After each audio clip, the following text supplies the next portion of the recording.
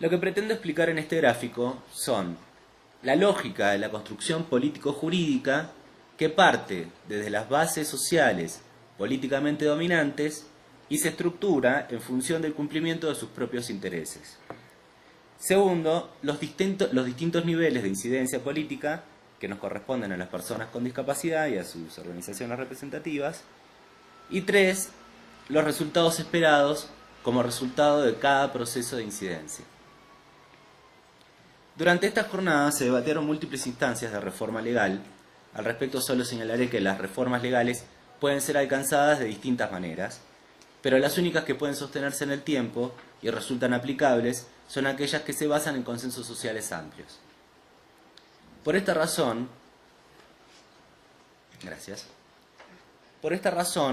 los procesos de lobby o cabildeo deben ser amplios, convocando a otros sectores que puedan estar involucrados, en particular a los grupos sociales con activismo político y a las organizaciones que actúan en la defensa de los derechos humanos.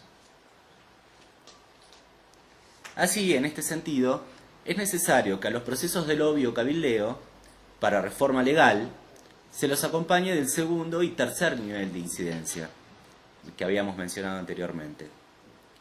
En el segundo nivel deberá trabajarse sobre formación de jueces, Ministerio Público, curadores, este grupo es particularmente importante, profesionales de la salud mental, sindicatos de trabajadores de la salud mental, trabajadores sociales, abogados, estudiantes de derecho, partidos políticos, directores de hogares, centros de día u otras estructuras institucionalizantes como escuelas especiales. Todos estos colectivos políticos deben comprender los preceptos del cambio de paradigma como un bien social y saber que el cambio de legislación implicará un cambio de las estructuras político-económicas que no amenazará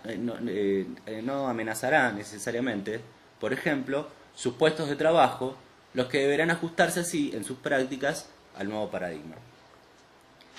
Por supuesto, las principales reticentes entre las distintas estructuras políticas son aquellas beneficiadas con ganancia económica. Por ello, el proceso de reforma política debe ser necesariamente público, reasignando transversalmente entre las distintas instancias de gobierno los recursos económicos, de manera de no sumar, salvo que resulte inevitable, la confrontación con las estructuras de mercado en una primera etapa. Quiero dejar a salvo esta última posición de malos entendidos. No me refiero a abandonar la tarea de desarticular las estructuras de mercado, solo a esperar la oportunidad política tras la consolidación de lo público, que al fin y al cabo es quien atiende a las condiciones de pobreza. La distribución de recursos, hoy concentrados en el sistema de salud y habitualmente mal administrados, deben darse de la mano de un proceso de reforma del modelo médico hacia sistemas de salud comunitario y territorial.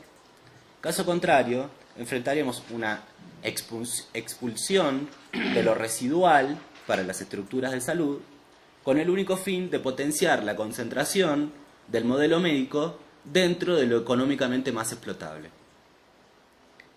Las estrategias de intervención en cada nivel variarán de contexto a contexto. Sin embargo, es necesario sincerar nuestros posicionamientos políticos y crear frentes lo más homogéneos posibles para navegar en el mismo sentido, sin abandonar las identidades propias de cada organización social o política. Las organizaciones de personas con discapacidad debemos priorizar nuestras áreas de acción en el primer y segundo nivel de incidencia para que sea la propia superestructura del Estado la que, acompañada por nuestro movimiento y en estrecha consulta, avance con las campañas de concienciación y la transversalización en las políticas educativas debe ser el principal foco de trabajo para que el proceso de concienciación resulte eficaz en el mediano plazo. También en este punto es muy relevante tener en consideración las buenas prácticas. Poner de relevancia las buenas prácticas habitualmente también opera como un buen mecanismo de incidencia en los procesos de concienciación social. Esta propuesta de acción política a las organizaciones de personas con discapacidad permite, según nuestra consideración, visualizar el camino hacia las reformas políticas necesarias y excluyentes que cada parte de nuestro colectivo debiera perseguir para que el ejercicio de la capacidad jurídica no resulte solo un interesante ejercicio intelectual.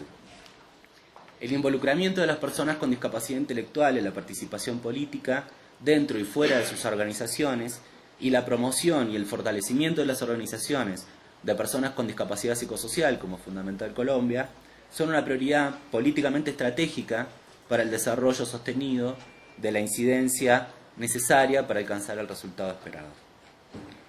Debemos planear nuestras acciones, definir internamente nuestros objetivos y posicionamientos políticos, sincerar nuestra capacidad de acción y unificar nuestras metas posibles.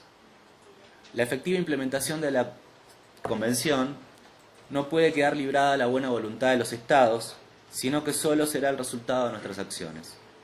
Solo así podremos consolidar nuestro movimiento de manera plural e integrado en las acciones políticas de los restantes movimientos sociales. Gracias.